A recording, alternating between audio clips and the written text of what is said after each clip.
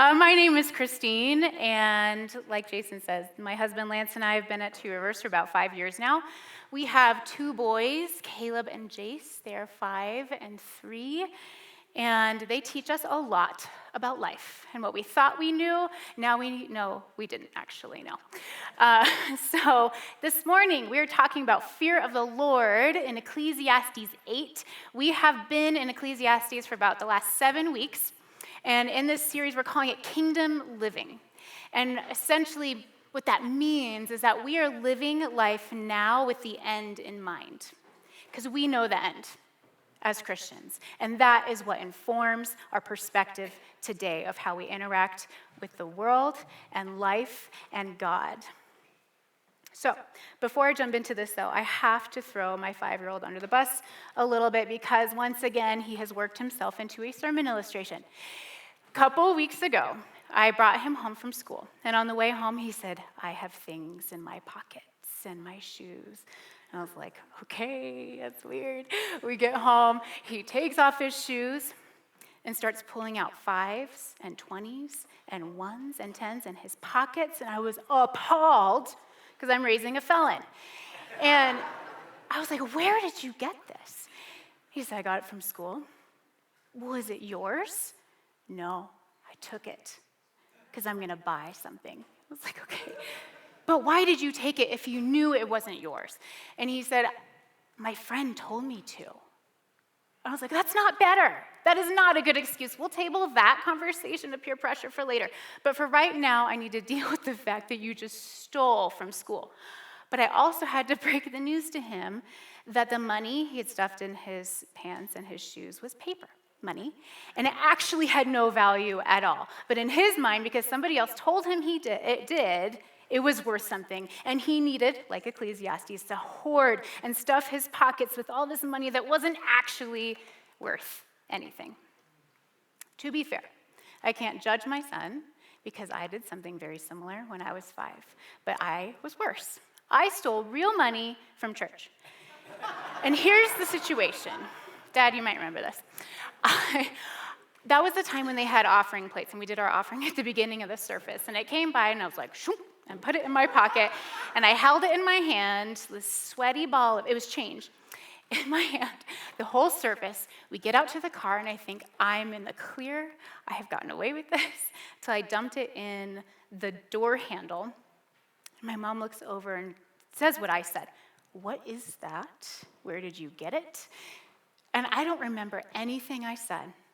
All I remember was coming to the pastor, because my mom marched me right back in that church, and you will put that money in the hand of the pastor and you will apologize. I don't remember if he said anything. I don't even remember looking at his face. I just remember him from here down and his hand out like this. And that was enough to cure me forever. I don't know if it was the fear of the Lord or the fear of Pastor Kopp, that I never stole again. It cured me. And so I did the same thing with my son. I was like, "You will go to your teacher and give her this money." I was like, this is so fitting with Ecclesiastes, these things that we pursue and we think are valuable because people tell us that they are, but in the end, they really aren't worth anything. Ecclesiastes is this journey of discovery, and we are discovering alongside the teacher, what is the meaning of life? What in this life has actual value and meaning? How do I interpret this crazy chaos that is going on around us? The teacher has been observing these different themes in the last 7 weeks of work and toil, success and hardship, wisdom and folly, and others, justice and power. And each time, he tests them with his source of wisdom, which is his experience, his knowledge, and his judgment, to determine, what is the meaning of all of this? These are all good things by themselves. These are all gifts. But when we pursue them first, and they come out of order of where they should be in our lives, they're no longer good. And their worth dries up. They do not purchase anything of actual value. They run dry and they are limited. So the fear of the Lord, what we're going to find in chapter 8, is that it enables us to see clearly from God's perspective what all of this means here and in the future.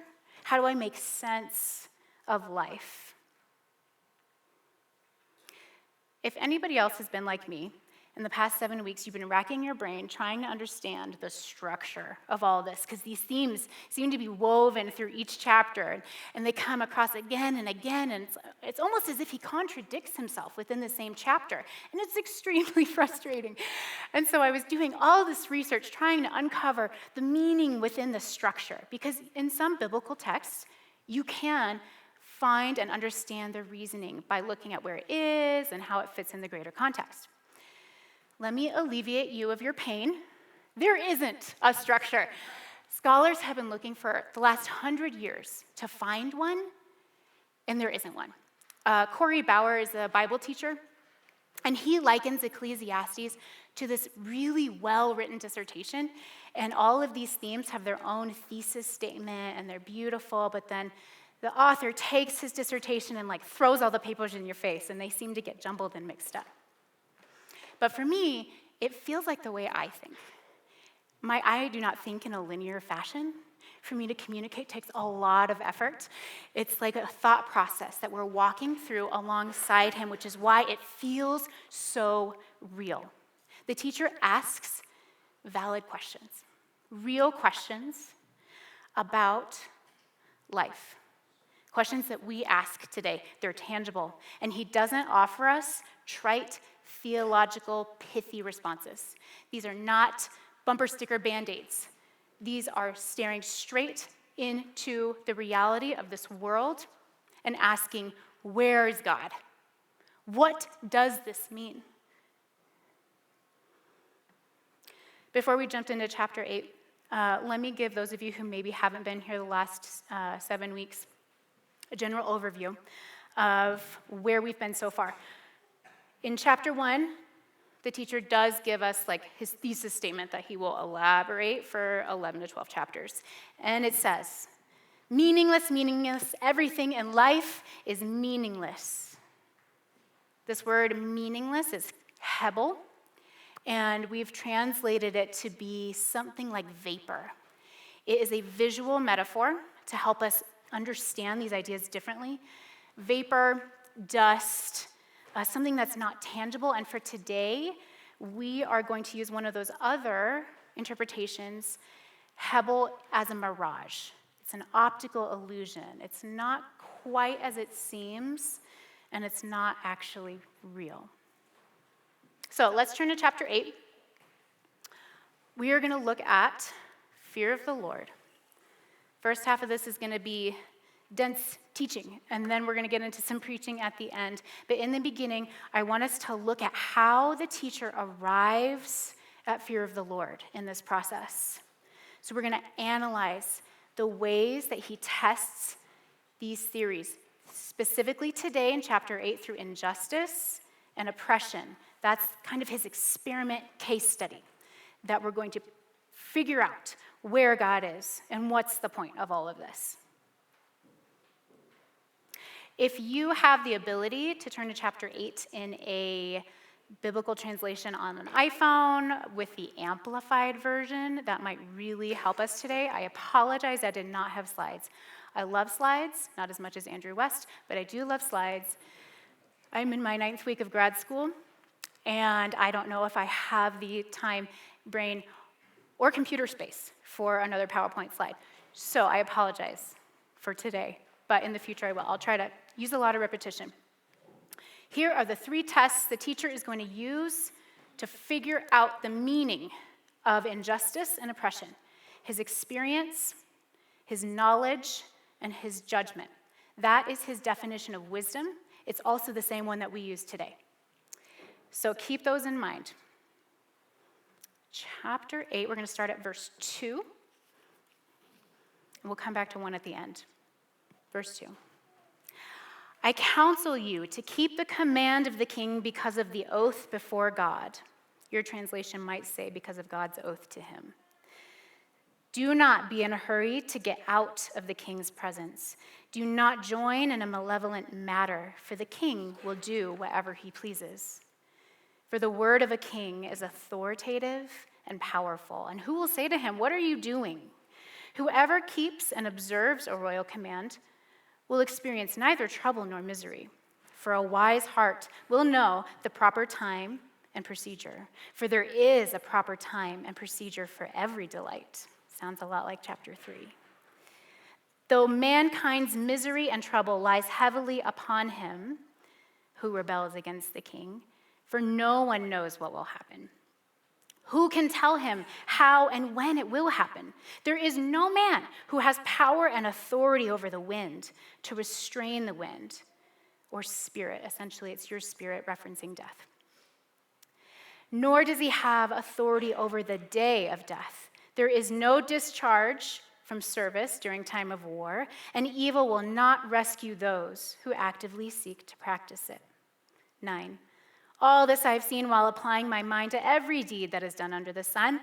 There is a time in which one man has exercised power over others to their detriment.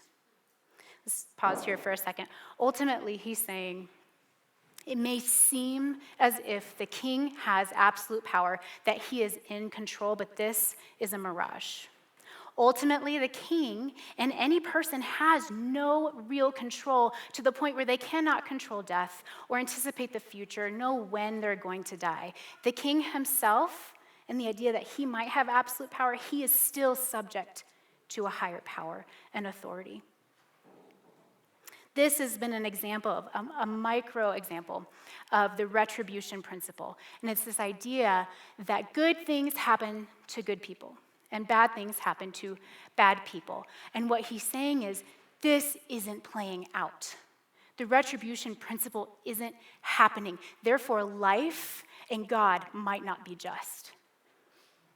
So when we go into 10 and 11, he's going to expand it to a macro level, bigger example. And here's the background. He's telling a story about a recent incident that probably happened that offended the Jewish community and their sensitivities. The idea that these wicked men came into a holy place, desecrated it, probably killed some people. They left. There was retaliation from the Jewish people, and they killed some of those foreign offenders. And instead of being punished, the wicked men who did this evil thing, they are paraded through the streets with pomp and circumstance and given full ceremonial burial. So let's listen to his version of the story. In verse 10, "So then I've seen the wicked buried, those who used to go in and out of the holy place, but did not thereby escape their doom. And they are praised in spite of their evil, and soon forgotten in the city where they did such things. This too is a mirage, because the sentence against an evil act is not extended quickly, then the hearts of the sons of men are fully set to do evil." And it's not clear if he's implying whose hearts. If in delayed punishment it encourages bad behavior by wicked people, or if in delayed punishment the victims then retaliate out of an evil desire to enact their own justice. Verse 12, "Though a sinner does evil 100 times, and his life seemingly, mirage, is prolonged in spite of his wickedness, still I know that it will be well with those who fear God, who fear and worship him openly. But it will not be well for the evil man, nor will he lengthen his days like a shadow, because he does not fear God." 14, "There is a meaningless and futile thing which is done on the earth, and that is, there are righteous men whose gain is as though they were evil, and evil men whose gain is as though they were righteous. I say this too is a mirage." Then the teacher gives us the fifth carpe diem statement so far in Ecclesiastes. He said, "Then I commended pleasure and enjoyment, because a man without God has no better thing under the sun than to eat, drink, and be merry. For this will stand by him in his toil through the days of his life, which God has given him under the sun." So I applied my mind to know wisdom and see the activities of all kinds, of every man that takes place on earth. Some men seem to neither even sleep day or night, but I saw all the work of God, and I concluded that man cannot discover the work that is done under the sun. Even though man may labor in seeking, he will not discover. And more than that, though a wise man thinks and claims he knows, he will not be able to find out. Let's jump back up to verse 1.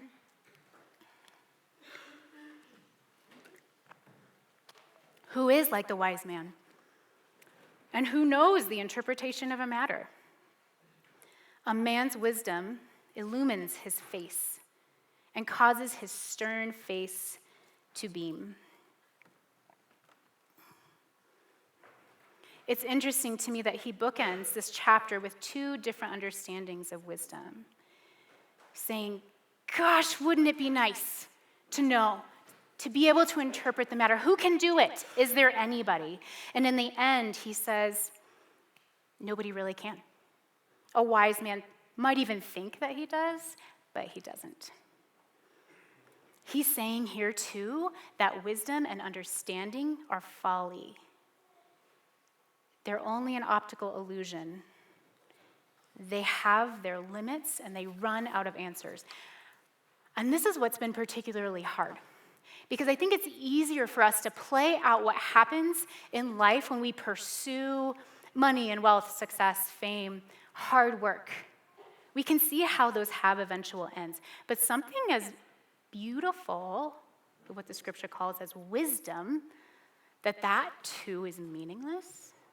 How does that make sense? How do we make sense of that? Because ultimately, he already said, wisdom is good. He called wisdom a shelter. Wisdom preserves our life, but it has its own end. So we're going to look at these three tests, these definitions of his wisdom, to see why it's futile, why it's just a mirage, and can't produce something tangible for us to hang our hats on.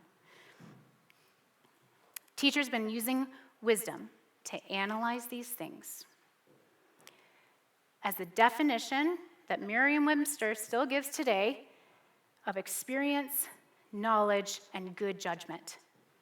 It's not a bad definition. Wisdom's not a bad thing.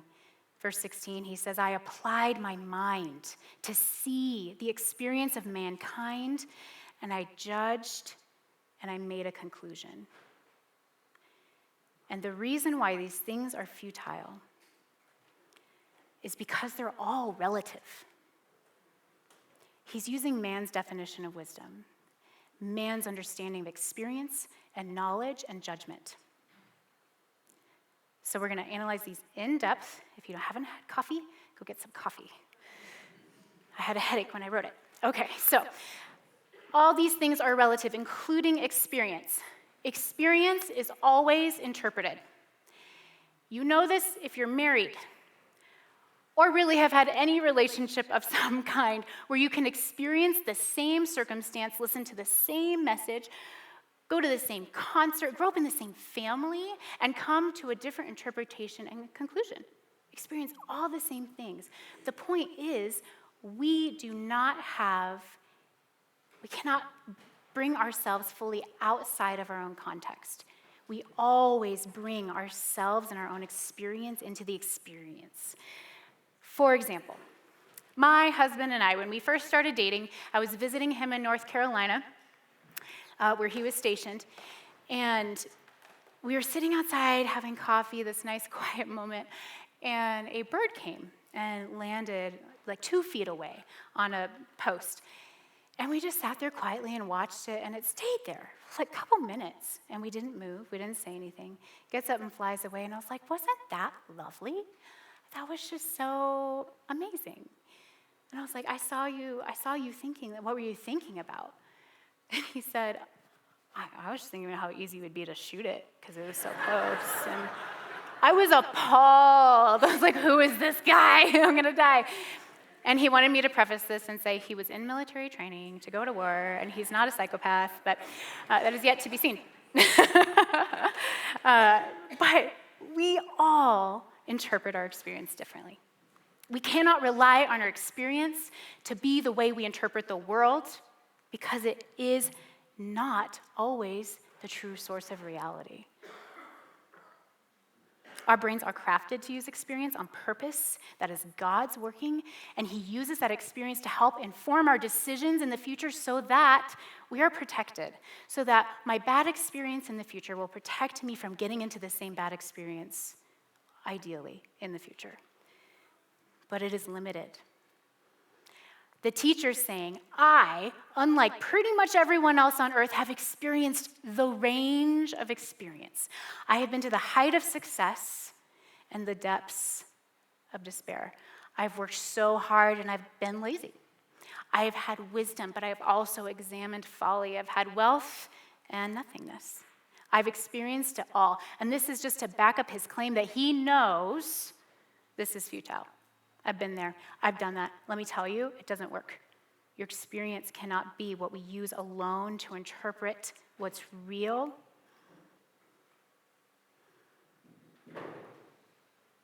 This is similar to the idea of hindsight being 20/20. And it's a good idea to an extent. It is also limited. But that when we have hindsight, we can see more clearly because our perspective is different. It's outside of ourselves. We've had more experience along the road to now inform me better of what that meant. This is a shadow of what we're talking about when we say living with the end in mind. Because we know the end. We're living life backwards with a different perspective than the one allowing just what's happening to me right now or so far in my journey to tell me how it's going to end.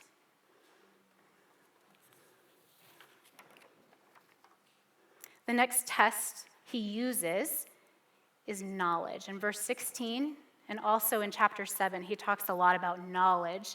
I applied my mind to knowledge. I turned my mind to understand and to investigate and search out wisdom and folly and the scheme of all things.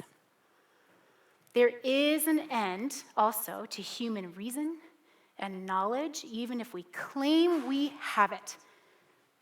We really can't, is what he's saying. A researcher at Northwestern, his name is Jacobus Garrick, did a study on the philosophies found within Ecclesiastes. And the reason it's fascinating is because he said, in sum, there is such a quantity, such a quality and diversity of philosophical perspectives from the teacher that it is impossible to point to just one to be used and to put him in a box and say, this is his perspective. He's even saying, I have used all forms of reason.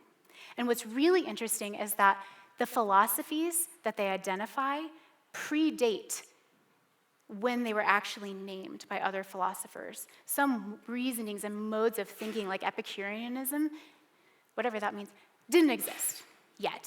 But he's saying, not only have I experienced everything, I've searched out all wisdom, and I've reasoned through every single way I can, and I've come to the same answer that it's not satisfactory.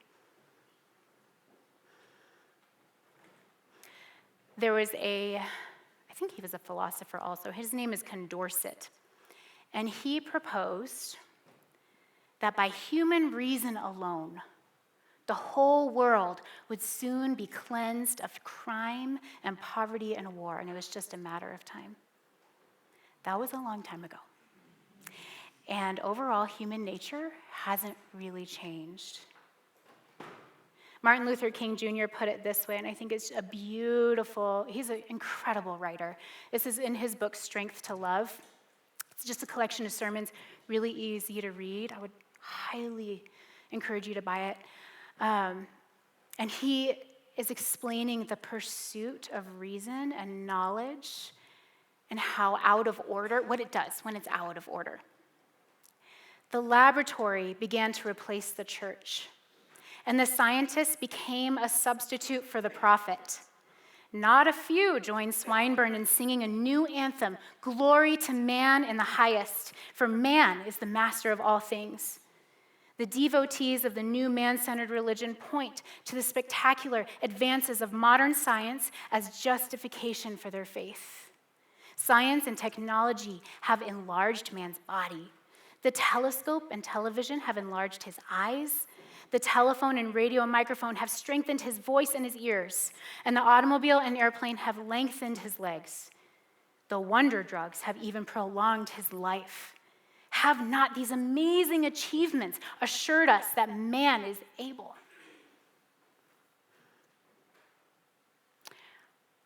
I want you to understand and hear that I am not saying knowledge and reason are anti-God. That is not what I'm saying.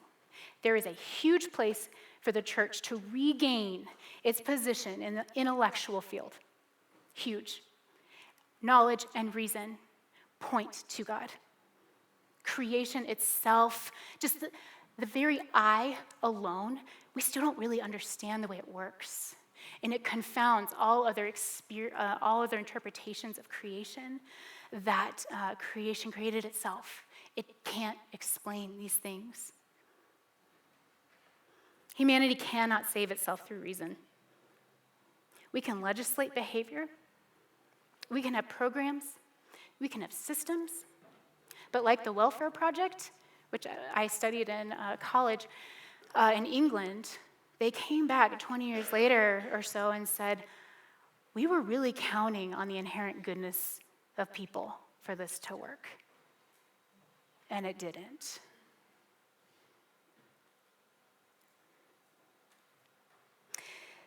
Have you heard of the Church of Cannabis in Denver? Anybody? Been there even? I know you've walked by it.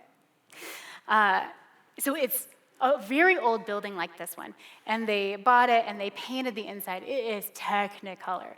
It is a little bit cool in that way. However, their mission statement is what I want to highlight of what happens when man makes himself God. And see if you can hang your hat on anything in here that has substance. Members of the International Church of Cannabis are known as elevationists. Through ritual, guided by spiritual practice, church members use the sacred flower to reveal the best version of self, discover a creative voice, and enrich their community with the fruits of that creativity. Unlike other belief systems, there's no need to convert to elevationism. It claims no divine law, no unquestionable doctrine, and no authoritarian structure. You really don't even belong, is what it's saying. There is nothing of substance here. It is Hebel. Church, according to man, is Hebel. This is what it looks like when you take God out of church. Now imagine the opposite. God in church. We still only have a shadow of it. Eternity is what that looks like. Pure substance and value and glory. I feel like I was thinking about this earlier. The opposite of smoke and vapor, like being fire. Anyway, so the last test we're going to look at. Experience and knowledge have limits. The last test is good judgment. I experienced, I reasoned, and I concluded based on my judgment of what is right and good and true, what justice means. The problem with that is that even for the teacher, his morality is relative. His idea of what is just, he cannot separate himself. He cannot be a context-independent person without involving what he ultimately wants. Judgment changes from person to person and culture to culture, and even in one person over time, thank God. 15 years ago, I made vastly different judgments about my life, and I thought that they were good. For example, I broke my foot in high school, and I had a boot, and there were these giant pins sticking out, and I crutched myself everywhere. And there's one night I was in bed, and I heard this sound outside, and I was like, it was very sad. Went on, didn't stop. I opened the window to investigate, and in the rock beds, there were these kittens, clustered in a little ball, trying to keep each other warm. And they were crying for their mother because she was nowhere to be found. And I was like, I need to save the kittens. But I know my mom's going to tell me no. So instead of crutching my way across a rock bed that's like 30 feet around our house, I'm just going to crawl out my window with my boot and crawl across the rocks to get the kittens. Yes, I have a bleeding heart. And so I put the kittens in, I wrap them up, and somehow, I don't know how, I crawl back over the rocks into the window, hide them in my room, thinking, I'm victorious. This was a great idea. No, I didn't further damage myself. It hurt, but my stepfather is deathly allergic to cats. And so it was not long before I was found out and ridiculed, but I was like, that was a really good decision. I would not do that now. Thank goodness. And that is a shallow example. But it is still true. Over time, our judgment changes, hopefully for the better. But still, it's relative. 1940s, in Nuremberg, they were trying the Nazi regime for war crimes against humanity. And the defense had this position of, hey, this is moral relativism. If morals are determined by a culture, then how can you convict these German soldiers for just following the values and laws and beliefs of their culture? And the trial had to stop because they were like, ooh, that's a good point. We still think, even in the 40s, they were like, maybe there isn't such a thing as absolute morality. But everyone there could testify to the fact that what they had done was wrong. And the chief counsel of the U.S., Robert Jackson, came up with the answer. And he said, the only way you can judge a culture is to appeal to a law above a law that transcends culture and applies to both the winners and the losers, using objective moral values. Leslie Newbegin, in Proper Confidence, about the reasoning for God. So the only one who really has a context-independent standpoint is God. And man's folly surely is the supposition that he himself has it. We do not have that standpoint. I cannot judge you, or the world, or God with my idea of justice, because I really cannot totally be objective, especially when I'm claiming that judgment is God's. God is the judge, and he is just, and the only one with true, pure objectivity. The teacher's point is this: experience and knowledge and judgment are good things. They answer some questions. They have a degree of wisdom. They preserve life. They are a shelter. It's a good thing. But like all these other good things we've been looking at, pursuing that first, through my experience, my knowledge, my judgment, I cannot come to a conclusion that gives me a life-giving perspective. It is not the main thing. It will not satisfy. It will run dry. It has limits. The teacher comes to the end of himself. And this is where we start to take a different journey. In verse 19, he acknowledges the limits of his experience and wisdom. And he comes to a different conclusion. He just finished telling us about wicked people doing evil things. They get away with it, and they're even honored for it. And he says this: still I know that it will be well with those who fear God, who fear and worship him openly. Why? How can he come to that conclusion? Because based on his experience, that hasn't been it yet. He is practicing what Proverbs 9:10 says is the beginning of all wisdom, the fear of the Lord. It is the fear of the Lord, the knowledge of the Holy One, that is understanding. When we withdraw from our own understanding to rule and reign and have dominion over our lives, we can draw near to what God says is true and valuable.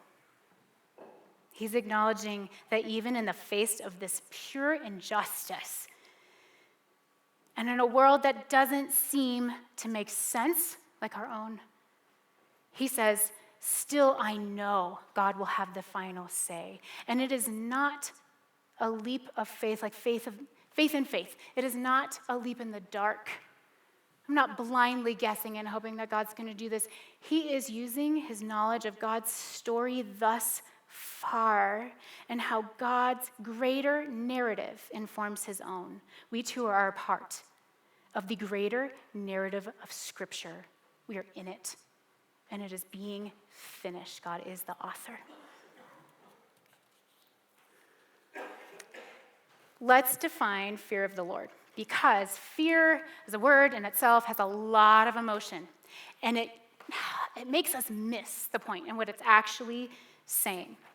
Fear in the Greek is called aieros and eulabia, if I'm saying that right. And it means reverence or profound, adoring, awed respect. It's easy for us to say awe of God. Fear makes us think of shrinking away, like a hot stove. I have fear because I know this is going to hurt me, and so I'm going to shrink away from it and not touch it. That is not what this is. Healthy fear protects us from physical and emotional harm. God made it that way. But what God also made is that he draws us in through awe. And the effects are similar in that it protects us and it results in us trembling, but we're not trembling because we're afraid of, we're trembling because of awe. Exodus 20, if you want to turn there, you can.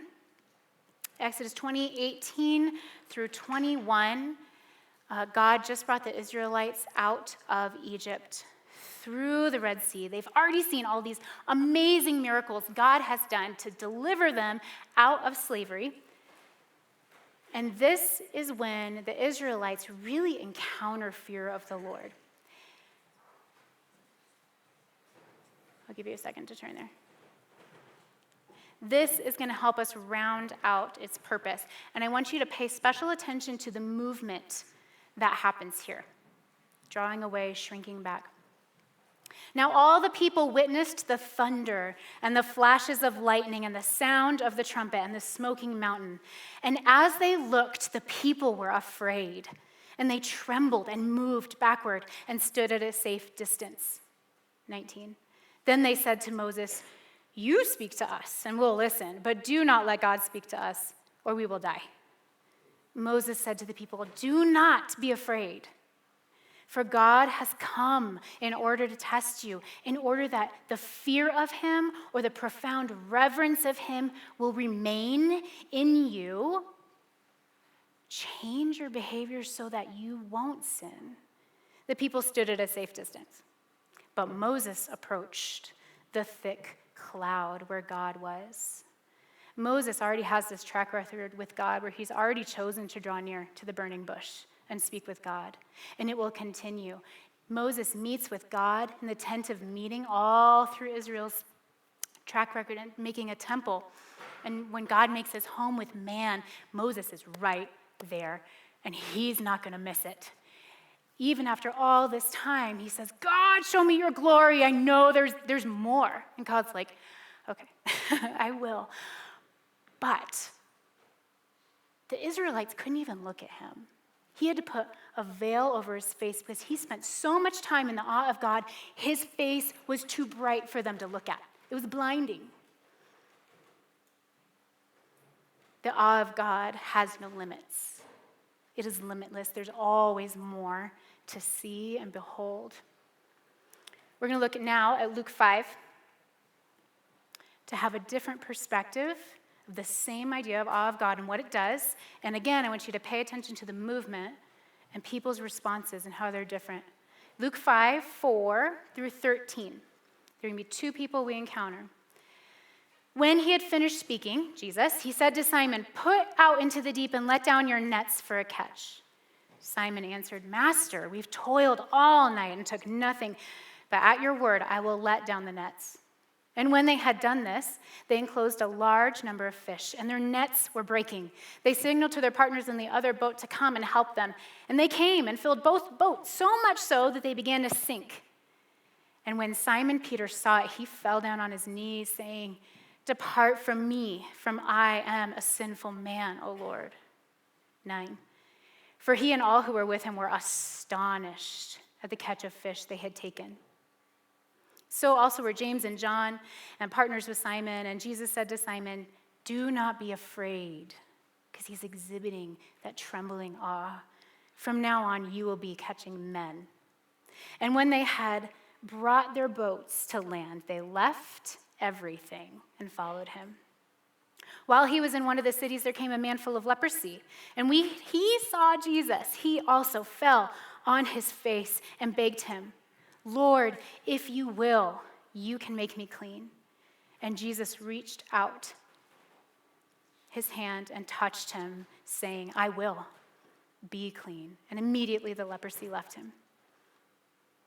What's interesting to me is the different responses we have to the awe of God. Everyone is disqualified here. Moses is not special. He is not different. Neither is Simon from the beggar. They both have recognized their need for God.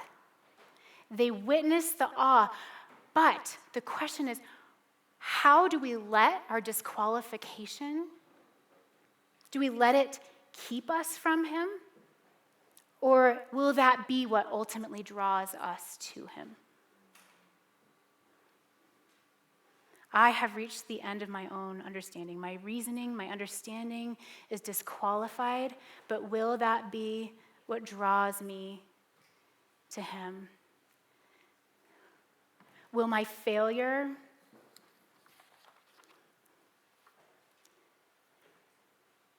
make me feel shamed and disqualified to where I shrink back in fear, like punishment, that God's going to punish me? Fear, in an unhealthy sense, is not legalism. God isn't saying, "I'm showing you my glory so that you will be so afraid of me and being punished by me that you don't sin." That's duty. That's obligation out of fear of punishment. How many of us know that the well of duty is shallow? You can draw from it for a little while and modify your behavior, but at the end of the day, it runs out. What Proverbs 14:27 describes the fear of the Lord to be is a fountain of life that turns you away from the snares of death. Snares are traps. They look good on the outside. They could be things that are wise and good and beneficial, but ultimately, if we pursue them, it would be unwise and detrimental and grieving. Fear of the Lord is a never-ending fountain of life by which we have all of our needs and understanding met. It is not fear or afraid of, to the point where the fear of God even casts out other fears. Philo, the philosopher, found that even the philosophical idea of God was a solution for alleviating fear and distress in people. And Carl Jung, the psychologist, even used that with his patients and found success, that people who had uncontrollable anxiety, if he helped them just fashion this idea of a God that might exist, it alleviated them from their anxiety. And that's just the idea. We're talking about the real thing. Reverential fear of God is a remedy for fears like suffering, want, opposition, persecution, and death. It's all throughout Scripture. Because perfect love and being sheltered under the sovereignty and awe of God casts out all fear. It even says in the New Testament that Jesus' delight was the fear of the Lord. This is the awe of God because it acknowledges God's sovereignty as the ultimate author and perfecter of our faith. that no matter what happens, God makes it well. And I am not saying with sovereignty that God wills evil to happen. Good things and bad things do not represent the will of God. I hear Christians say all the time, gosh, COVID. What was God doing? Why did he send COVID? Or maybe God did that to your life so that you could learn to be more patient. As if God willed an evil event, something that isn't good, to happen so that it would grow you in some manner. And that would be to say that God wills evil. God permits evil to happen in order to preserve the freedom of man, but he does not cause it, and there is a huge difference. Freedom of man is always in the framework of God's sovereignty. There is nothing anyone else or even that we can do to ultimately unseat God's will and purpose in this life, in my life, in your life, and in this world. We're simply not that powerful. Thank God. In Esther 4:14, I think, Mordecai tells her, because she's in this position where she can save the whole of the Israelite people. And it really hangs on her. But he says to her, even if you remain silent at this time, relief and deliverance for the Jews will arrive from another place. What did Mordecai understand? It is not about Esther. It is not about us. It's not about you. It is for us. Esther is invited to participate in the grand narrative and what God's doing so that she can witness his glory and be a witness to the earth. It is for us, but it's not about us. Bonhoeffer said to his seminary students in World War II, he said, God is infinitely able to weave anything that happens, whether it is good or evil, into his purposes, and he absorbs them, and the promise that we carry is that he makes them new. This is our promise as Christians, as those who love God. There may not have been a reason this happened, a God-ordained reason, but with God, he will make a reason, and it will be good. It is not wasted. We know we're not exempt from trouble. Being a Christian is not an easy stamp on your life. Jesus said to his followers who are closest to him, you will have trouble in this world. Don't be surprised when it comes knocking at your door. It's not from me, but take heart, because I have overcome the world, and by that you are conquerors, more than conquerors. John Piper said, in God's providence, everything is significant. Everything is meaningful. Nothing is random. Nothing is pointless. Nothing is meaningless. Because in the fear of the Lord, we have assumed God's perspective as the author and finisher of our faith from beginning to end within the grand narrative that is his glory and his redemption of man and creation. He will finish what he started. Worship team, you can come up. God is not limited like the things that we do sometimes pursue. They're not bad things. Even good things are okay if they're in the right order. God is not limited in understanding, experience, or knowledge, nor is he limited by my experience, understanding, or judgment. When we come to the end of our experience, knowledge, our success, our own disqualification, and we fix our eyes on Christ and we seek his kingdom, all these things will be added to us.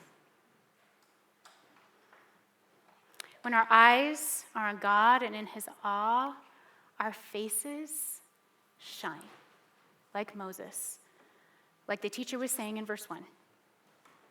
We will delight ourselves in the Lord when we understand the fear of the Lord. It is for you. We live life backward with eternity in our hearts. That all these things will be given to us, but even if they are taken away,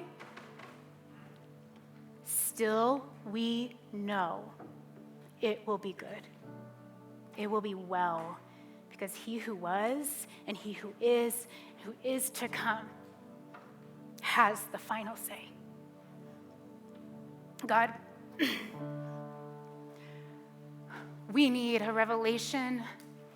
We need a new understanding of our experience that is beyond our knowledge, the knowledge that surpasses knowledge, like Paul prayed, so that we will therefore receive the fullness of Christ in this life.